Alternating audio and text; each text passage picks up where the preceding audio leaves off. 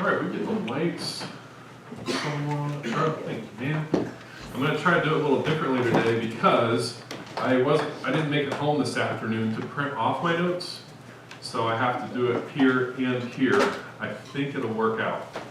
It kind of has to, right? So we're gonna do it this way, and I need to open up my other program, or my other, we got recent, Sunday, there we go. To get the pictures that I'd asked you about. So, now it's time, guys. Did you figure out what these were? Who thinks they know pretty confidently what these are? Russ doesn't count, we already talked about that. Jaden thinks she knows. Do you think you know what these are? What do you think? Scallops? No, but I could see that. That's a good guess. Thankfully they weren't scallops, because I don't like scallops. I don't like that kind of seafood. These were delicious. Jordan, did you ask my boys? Maybe.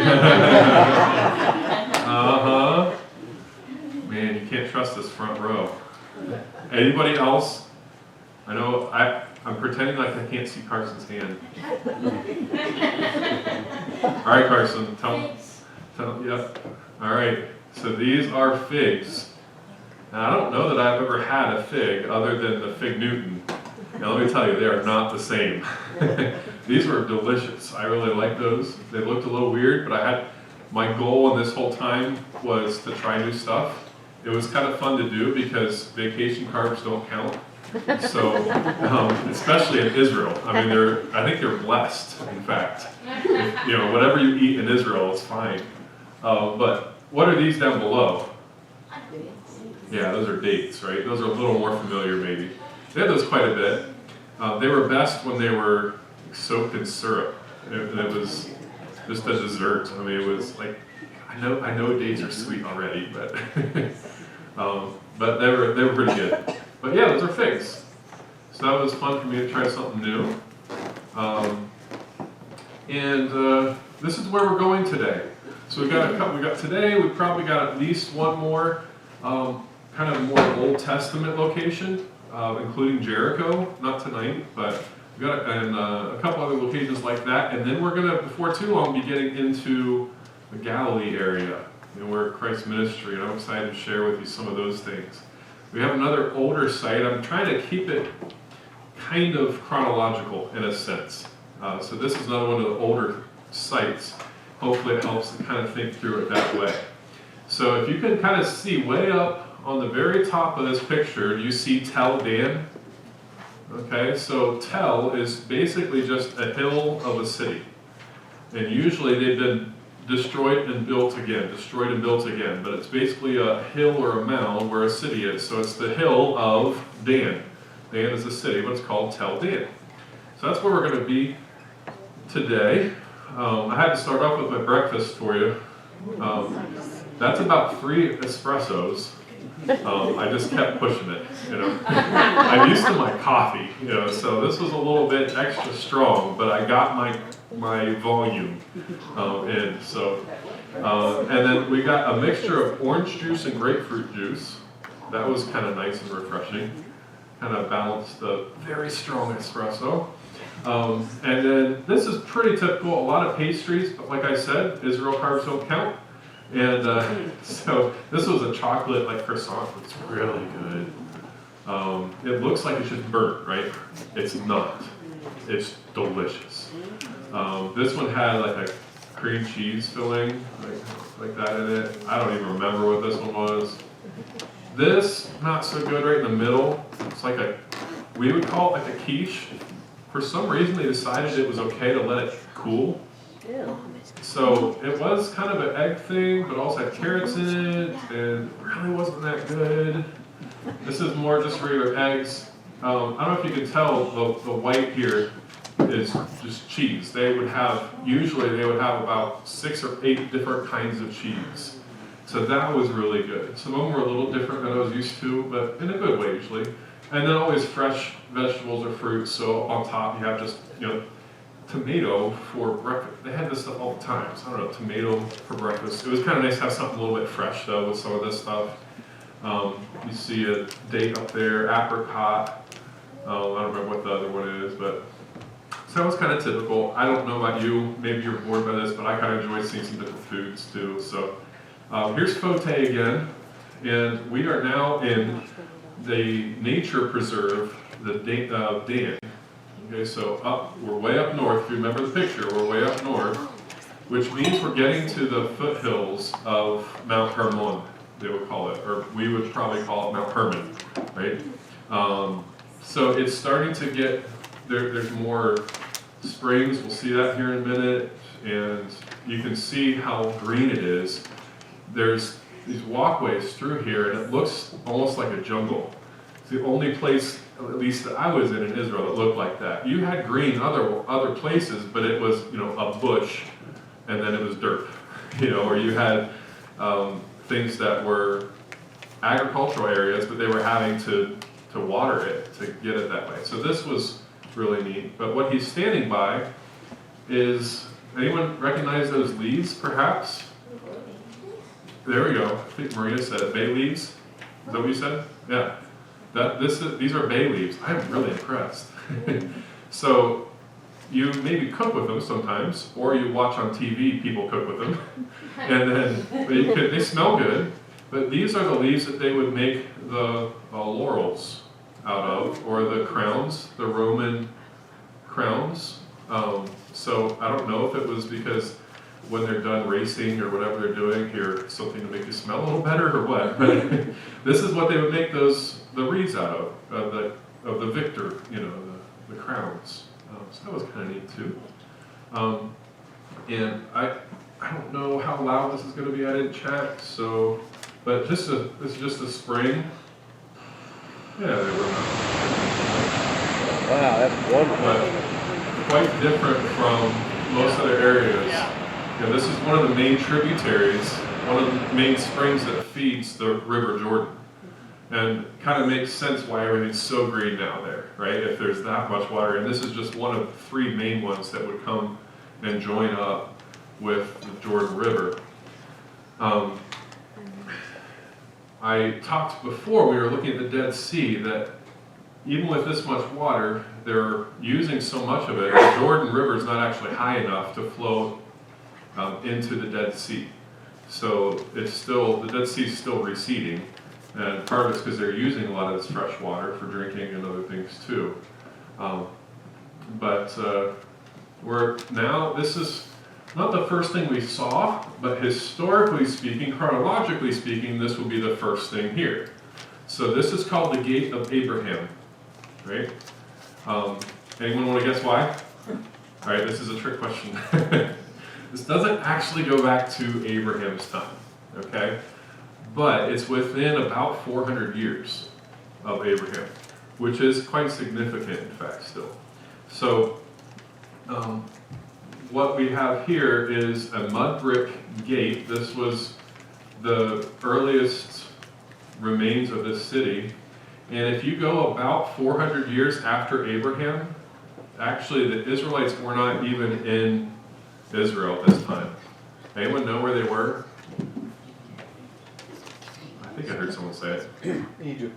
Yeah, they were in Egypt right now.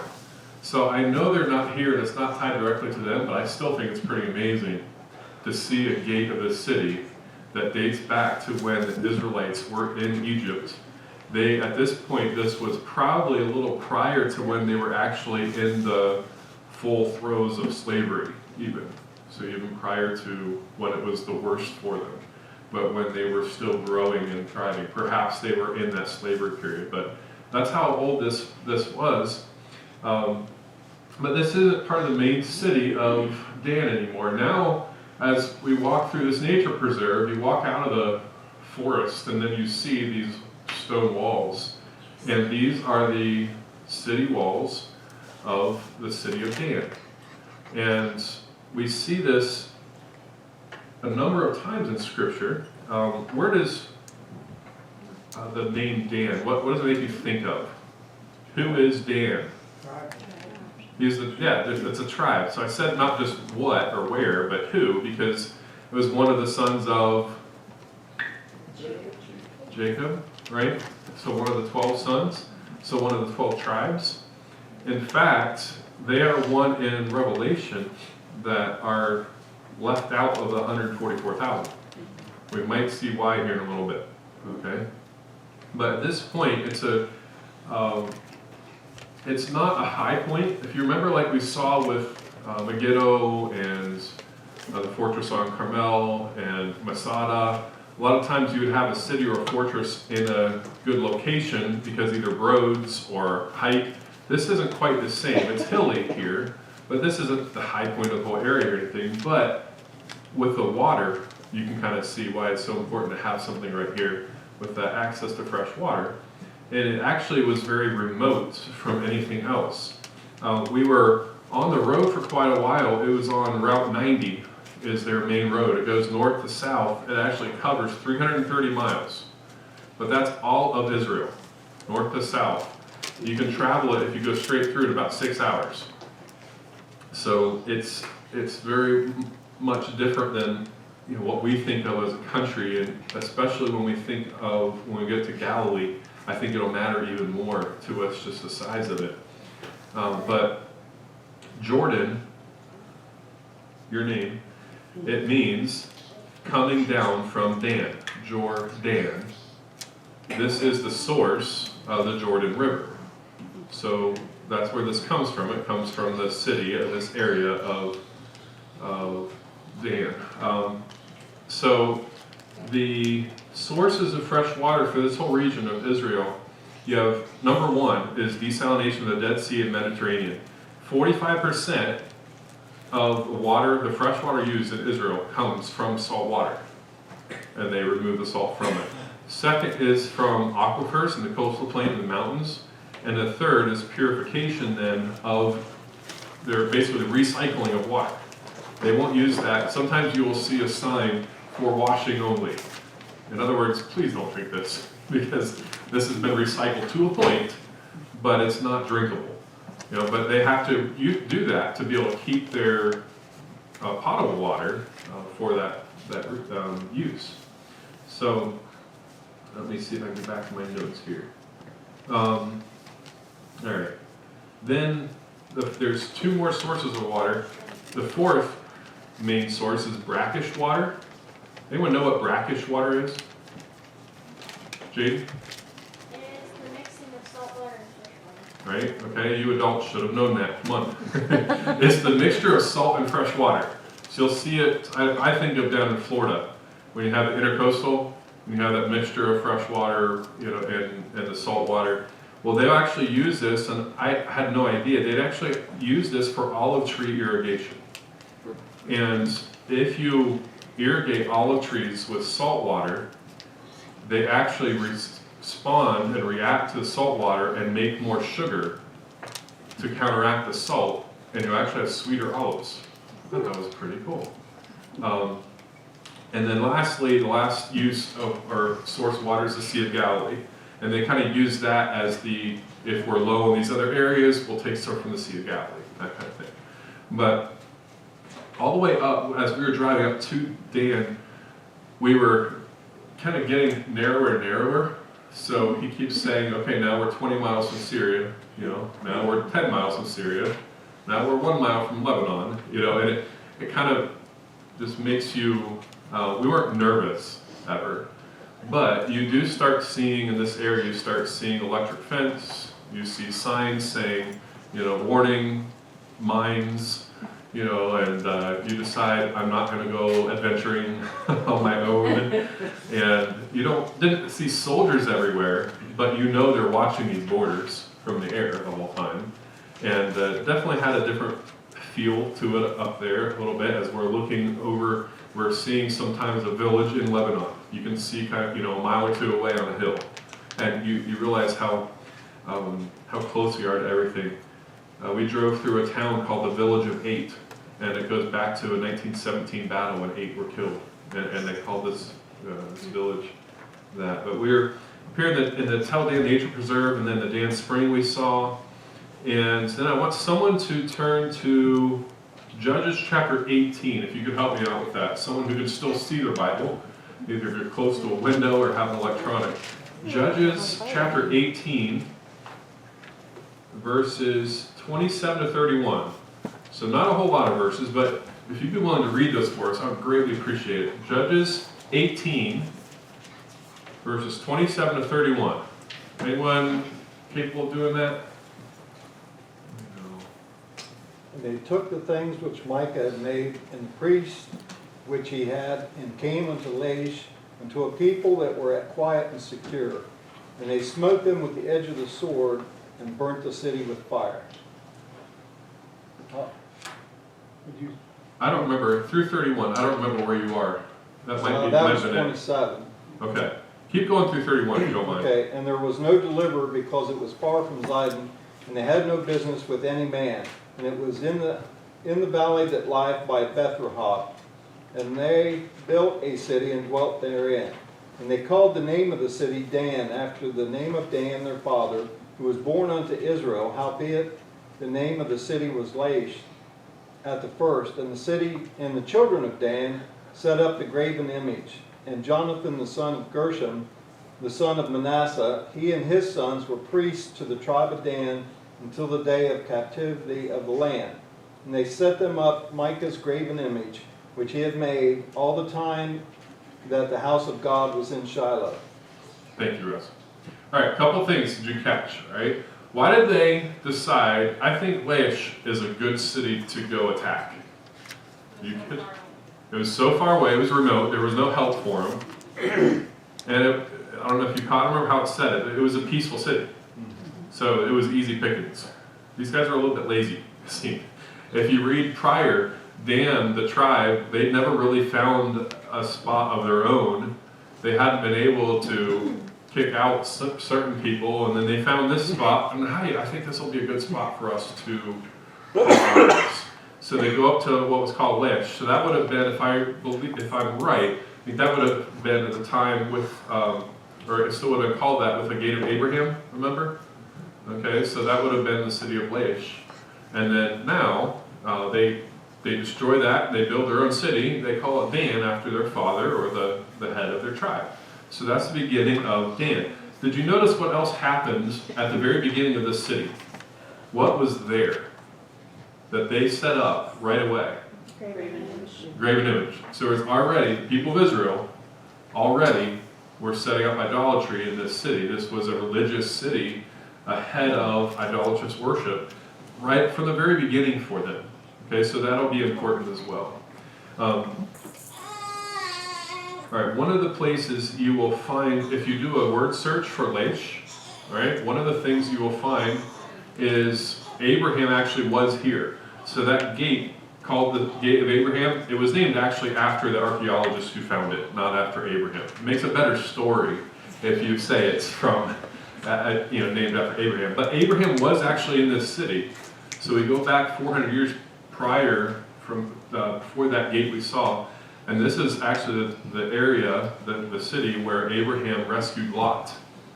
So if you remember when Sodom and Gomorrah were captured, and then Abraham and his, was it 300, right, went after Lot and rescued him. This is where they caught up with him and where they rescued Lot, was this city. So it goes back all the way that far.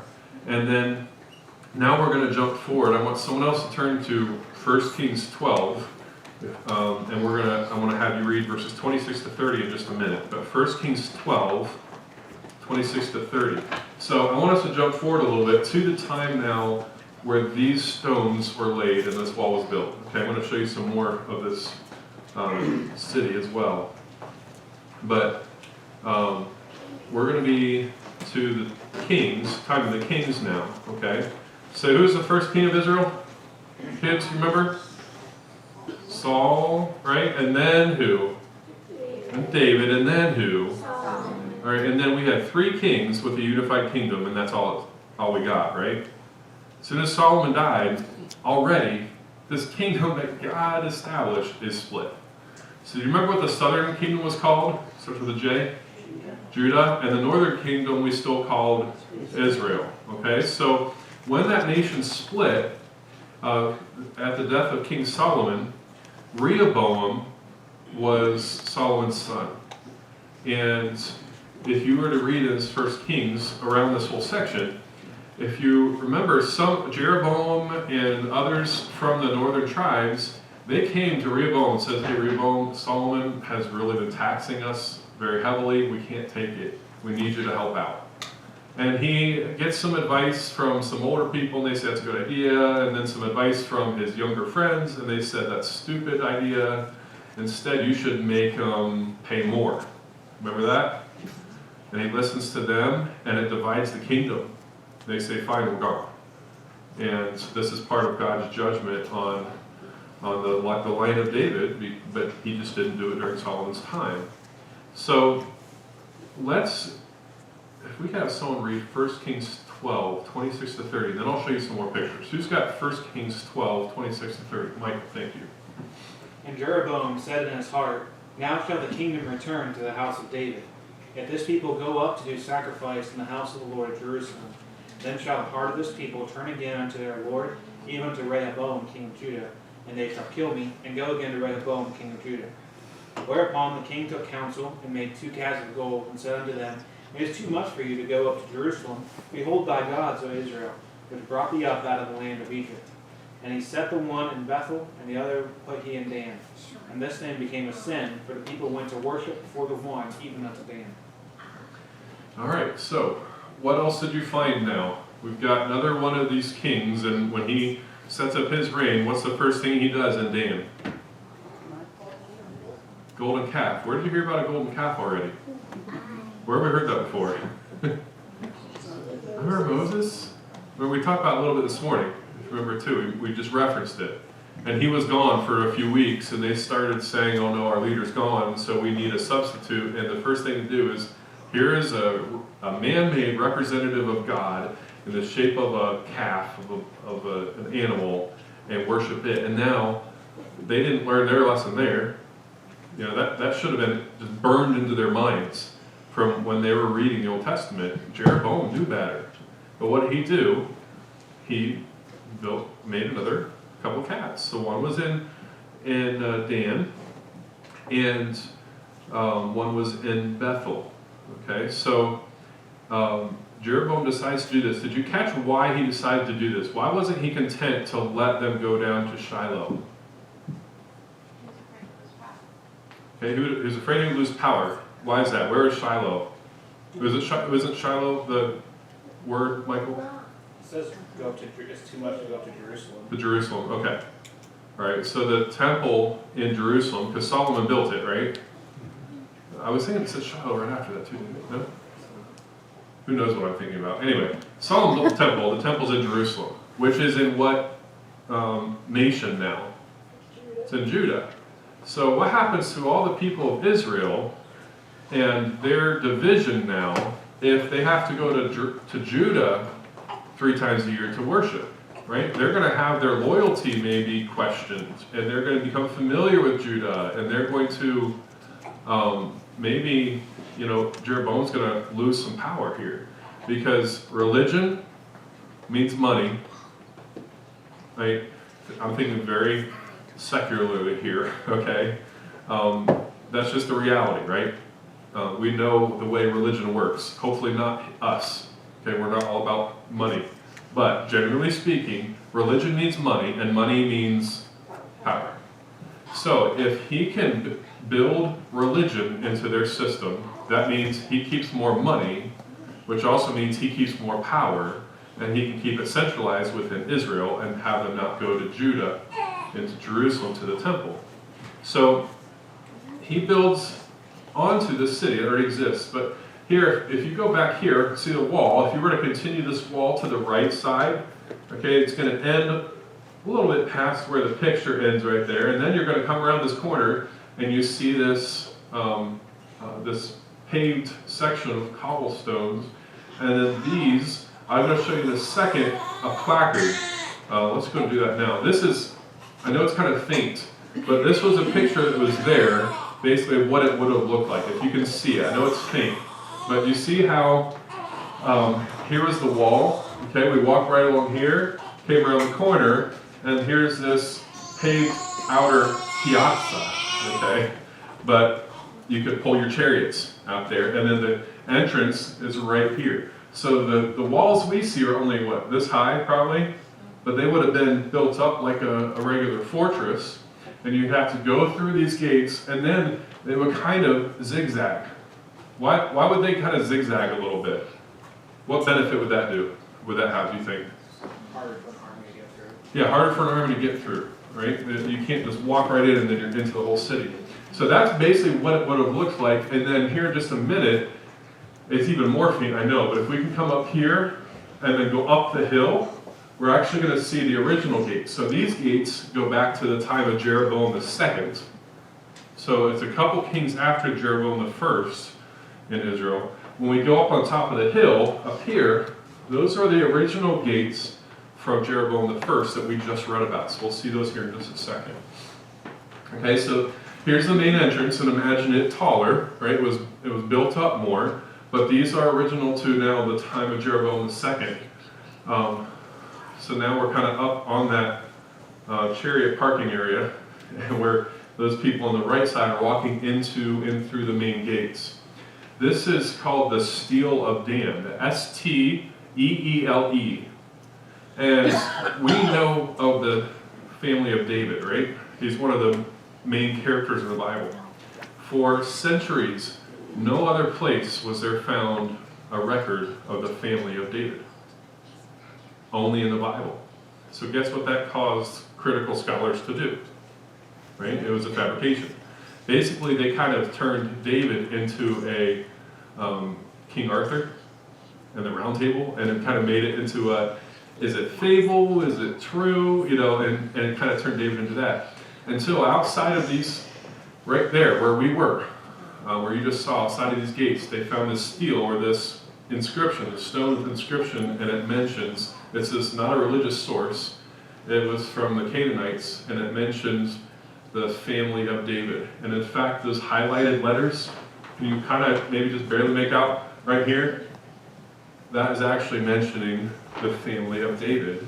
And all of a sudden, non-biblical scholars had to admit they've been wrong this whole time, and here was another reference to what the Bible said was true all along. I love it when those things happen like that. So this is backing up, actually the gate of Abraham was kind of around this hill over here. When we came back, we could kind of see a bigger picture of the main gate. But we were walking through that gate right there. That's the main gate. The wall kind of continued this way, if that makes sense. And now we're inside. Remember this picture this morning? I asked you what you thought they were sitting on, or what was the purpose. Did anyone come up with a good idea? What you thought that place was used for? Okay, good guess. Not sacrifices, but we are going to see those here in a little bit. But that was an excellent guess. What else? Anyone else have a guess? I figured it was the synagogue. Okay. No, not the synagogue either, but another good guess. So one of the things, maybe this will help if you picture it. See these kind of pillar bases? I don't know what you call them. Okay? Imagine posts going up and a canopy over this. And you see these steps. Imagine a big seat right there. What, Carson? A throne. This is the place where the king would sit. And he would pass judgment on things. Remember how the gates of the city where everything important happens? The king would come here and he would have court. In this gate as well, you would have the market. And all of this would have been full of vendors and people selling their goods, and the farmers bring crops into the gate to be able to sell. But this is where King Jeroboam II, at some point, sat right here where we're standing around, and their Fote is explaining all the rest of it. So let's see if we can hear this. Let me see. Right now I'm standing in the gates of Dan. These gates and the walls here are from the time of Jeroboam II, as they kept expanding. This one was the outside ring, and we'll keep going up and see the earlier walls and gates. But this is where the king would sit, judgment would happen, and where the market would take place. and we'll keep going and see older and older as we go up. So see right through there, we're going to keep walking, and then it opens up to a kind of another, you know, we're zigzagging back and forth, opens up, we walk around, then we'll come back around again. And if you can see where the people are here up on the upper left, that's where we're heading, and that would be another set of gates. So we're walking through these gates now. You can see they're older and there's a little bit less there, right? So this would be Jeroboam the first. This is now looking back. We've come up the hill around here. We've walked up through here. Now we're looking back out those gates. And if I remember right, Lebanon is that hill you can see way over there. But that's the, we're now standing in the old city of Dan, dating to Jeroboam the first, right after Solomon died. This is the remains of the city. And now we're at the top. This is the gates from the city of Dan from Jeroboam the first. And this is about 3,800 years old now. This is the top of the hill, and the same gates. You have the chambers on the side behind me, and the excavations now behind me in the background of that tree. That's the remains of the city on the top of the hill. That's what we just saw just a minute ago. That was the city that is surrounded by the gates. But they had, most of the gates back then had these alcoves for whether it's for soldiers in time of war or for markets or a business. You could have basically your conference rooms. That's kind of what that was. Now we get to the top of the hill and the most important part of the city of Dan. And this is where Kay and Russ, this is where you guys were expecting, and now this is it. So here we see, I know it's not a fantastic picture because it was pretty wide. I mean, I have a hard time getting a good scope of it. Maybe you can with the video here in just a minute, but I'm going to mention there's a wash basin. From this picture, you can see it a little bit. You see it right here? And you can kind of imagine it's probably about that big around, something like that. So you would walk into this temple area where they're reconstructing some things right up here. They have some bracing and all. You walk through the gate, then you come. The first thing you do is you have to purify yourself. And they borrow a lot of things for this idolatrous worship. They borrow it from a lot of things that God told them to do at the temple too. Then you would come through this area. Can you see that metal framework? That is not dating back to the temple to Jeroboam. Okay, but what is that? You know? You guess? I know my family knows it. What would that metal framework? It also has 4 horns on the corners. By the way, Dan was one of the cities of refuge. So if you killed someone and you ran to the cities of refuge and you grabbed hold of the horns of the altar, you know, well, there shouldn't be an altar here, but there was. But Dan was a city of refuge, and they would come and they would grab hold of this altar as well, claiming refuge, and then they had to deal with it accordingly. But that would have been the temple, or the altar. And if you remember, now there would have been, you remember what was there? There shouldn't have been anything representing God, right? But there was a golden calf. And it would have been up here on the bema, up here behind it. And they would offer sacrifices to God or to this golden calf that Jeroboam built. These stones right here, they look pretty sharp, pretty crisp still. That's because they're reproductions. But most of this back here and underneath that altar and all of that bema, those are all original to the time of Jeroboam, which I was pretty excited to be able to be walking on these stones from the king of Israel right after Solomon. Well, here we're at the temple of Dan that Jeroboam the first built. Behind me you see a reconstruction. The metal frame is the altar, how it would have been. Down below it, you can't see it right now, but there's a wash basin and then the gate coming into it. So the altar, come back up here to the bema. That whole flat top is the bema seat. But this is the temple that Jeroboam built to compete with Judah and the Jerusalem temple. No, I said to compete with Judah, but who else was Jeroboam competing with? Competing with God, wasn't he? Really? God had his plan. God had his temple. God told him how to worship. And he says, no, I'm going to do it my way. I'm going to compete with you. No one can compete with God and win the battle. Jeroboam lost. And the whole tribe of Dan lost. In Revelation chapter 7, you can read of the tribes included in that 144,000 in the future. Guess what tribe is not listed? Dan. Their punishment is still not complete.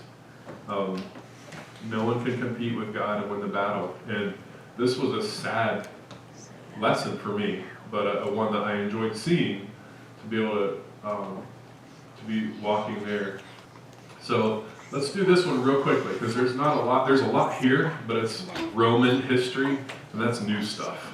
So we're not going to worry as much about that. But we come down south now to Bet Shean.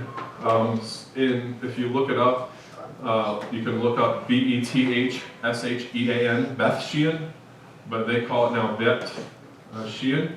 So we're down south, Lake Tiberias, or Sea of Galilee. Remember, way up north was Dan, then we came down, now we're to Bet Shean. And I want to share this because, like I said, there's not as much here in Scripture about it. All right, this goes back quite a ways to, this is how the city would look right here. So here, just a second, I'm going to show you a picture of the city laid out ahead of you, and then on a hill. The hill is right above my finger right there. If you can see, there's a building on top of it, that was a temple.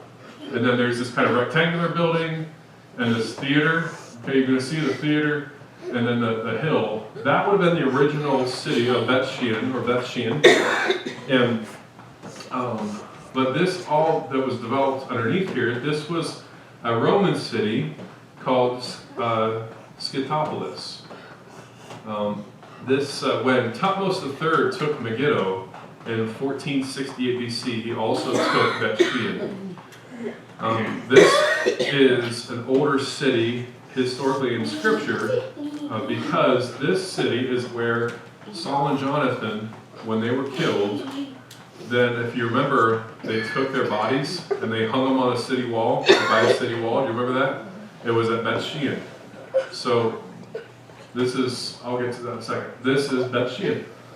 So the really cool thing was when we were coming to this just the day before, Carson and Bree had just learned about this story in their Bible class when Saul and Jonathan were killed and hung on these walls. So it was pretty incredible to be able to go to the spot where that happened.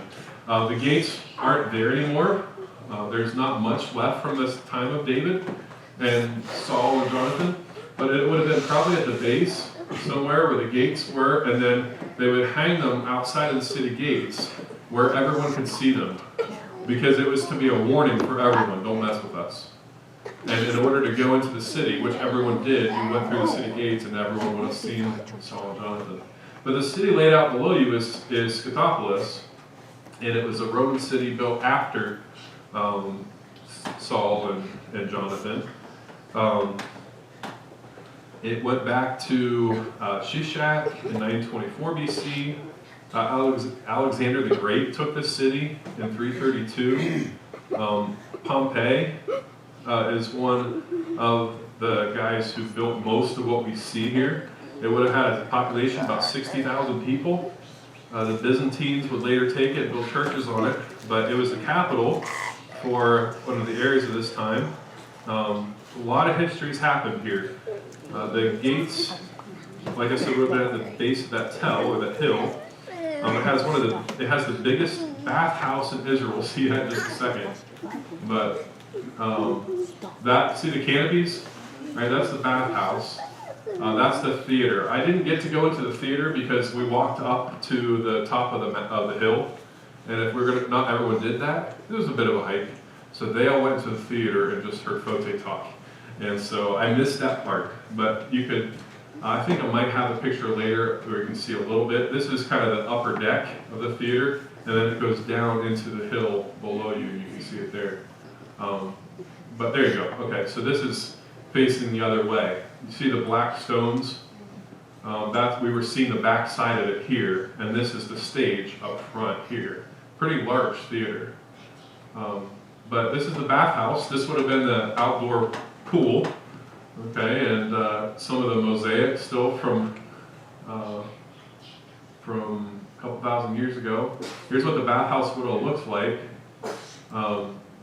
This is inside, so if you, let's see. All right, so this area, see the dome, right here? That's where we're at now, okay? So here, this was, see all those, it looks like a bunch of clay pots set upside down? Those are pillars that they built the floor on top of. And then over on this end, you can see a bit more of some kind of structure. That was a wood-burning fireplace, and it would heat the air underneath the floor. And so then they would have a big cauldron or pot in the middle of the room, and when you pour this water over you, it would hit the floor and it would steam. It was a steam room. They had that dome there, so when the water would condensate, it wouldn't drip on you, it would roll off the sides and down onto the floor. They were geniuses. Speaking of geniuses, I did want to go back and show you that picture with Cote by that stone. See behind him? You ever wonder how they build some of this stuff? That stone's probably 5 feet wide, 18 inches tall and probably 2 feet deep. And they have cutouts on these wheels the same size. They'll stick one on one end of the stone, one on the other end of the stone, and then the handle, you can get just a few people on either side and they will roll that stone wherever they need it and deliver it. One of the things that Fote mentioned was the Romans really taught the world how to build in so many ways. They truly were geniuses, which also made evangelizing them harder. Because why? It's like America. We're self-made. We're smart. We've got this under control. We're way more comfortable than we've ever been before. We have everything. We did it ourselves. And what does that mean? I don't need God. Right? And this is part of this. To me, this is what this picture means to me now. Is sometimes when you have it all, it's hard to evangelize. But that was the Romans. So bathhouse was amazing.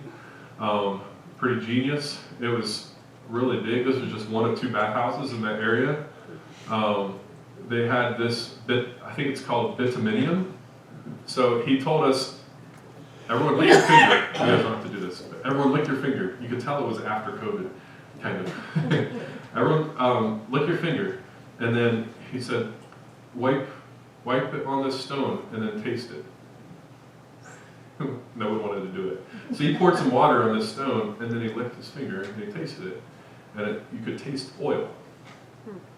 Right? This stone is an oily stone, and it's a non-slip surface that they use on the floor of these pools.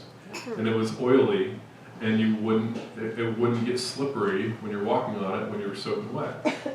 And it's just incredible. And it wasn't because it happened to be here. They built it like this, and it was a certain kind of stone. I thought that was pretty cool. Any idea what a row of stones, kind of like a bench or seats with holes underneath, could be? Yep. Toilets. If you ever feel a little bit uncomfortable in, with the dividers not being big enough here, well, we don't have much to complain about.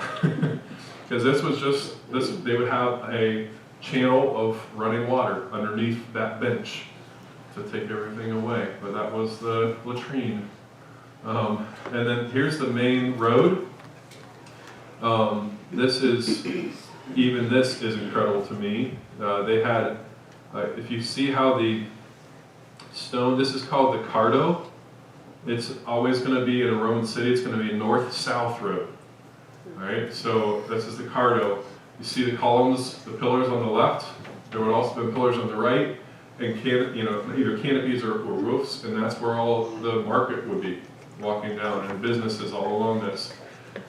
But if you can see, the middle of this road is raised. I don't know if you can tell, but it's raised for drainage. You see how the stones are laid? Can you tell they're not straight across? They're at an angle. That way, when you're driving across them with your chariots, you're not getting stuck in the ruts. You're going across them. If they were this way and this way, you could get caught, in a crack in between these stones. Here, they are at an angle, so you can go across. It's not grouted. They're just fit so tightly that it's basically smooth. But if something happens to one, they'll pull it out, put a new one in. They're just incredible.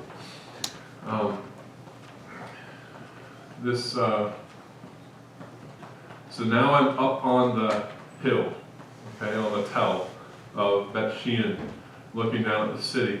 And if any of you, Mom said that she had to listen when she was in boarding school. She had to listen to Jesus Christ Superstar, to the music, and critique it. And this tree, for whatever reason they left it, but this is from that movie. They shot it here, and this is where Judas hung himself. So if that rings a bell for anyone, there you go, movie prop. This up here is neat to me, even though it's not impressive visually. This is remains of the fortress from the time of David. So this would have been here when Saul and Jonathan were killed. And this is, I think this is the last, or it looks like almost the last picture, or maybe the last picture. But you can kind of see from the top down here, you have more of the city down below. But that is where that happened in Beit. So I think that's all I have. Yeah. I know I went a little long again tonight. Do you have any questions tonight over something else, or maybe Beit or Tel Dan? Any questions? No? Okay. There was maybe a little more pictures, a little less scripture today. So we have, I think, at least one more night with some older history, some Old Testament sites, and then we're going to be getting to Galilee and the cities around there, and then eventually Jerusalem, and a lot more to show you. So, okay, well, you are dismissed. Thank you for coming. I love showing these things to you. Hopefully it's a help to see Scripture come alive a little bit.